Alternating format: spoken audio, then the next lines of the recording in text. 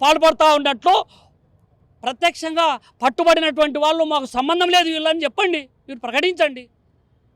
కేసులు పెట్టబడినటువంటి వాళ్ళు మాకు సంబంధం లేదని చెప్పండి.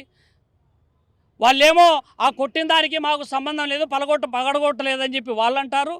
మీరేమో మాకు సంబంధం లేదు. ఆల్రెడీ కొట్టిన వాళ్ళు ఎవరు? తెలంగాణలో తీర్మానం వాళ్ళన్నా చెప్పినట్టు ఆ బాడుకోవులు ఎవరు అని చెప్పి అడగాలంగా.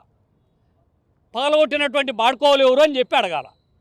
కాబట్టి ఇవన్నీ కూడా వాస్తవాలను పక్కకు డైవర్ట్ చేసేటువంటి పద్ధతిలో డైవర్షన్ పాలిటిక్స్ కరెక్ట్ కాదు.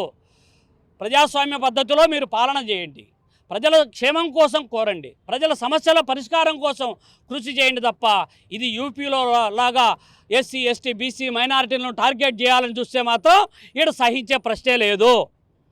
ఇది యూపీ అనుకుంటున్నారా? ఏపీలో కడప అంటేనే ప్రజా ఉద్యమాలకు వేదిక.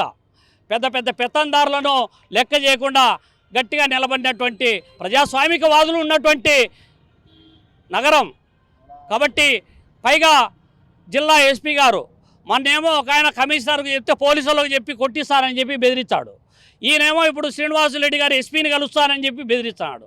అంటే ఎస్పీ గారు ఏ వైఖరి తీసుకుంటున్నాడో తెలియదు. కాబట్టి ఖచ్చితంగా జిల్లా ఎస్పీ గారికి ఒక ఛాలెంజింగ్ ఇష్యూ ఇది. జిల్లా ఎస్పీ గారికి పదే చెప్తున్నా, ఇది ఒక ఛాలెంజింగ్ ఇష్యూ. ఇలాంటి ఘటనలు పునరావృతం కాకుండా ఉండాలంటే ఖచ్చితంగా సివియర్ యాక్షన్ తీసుకోవాల్సిందే.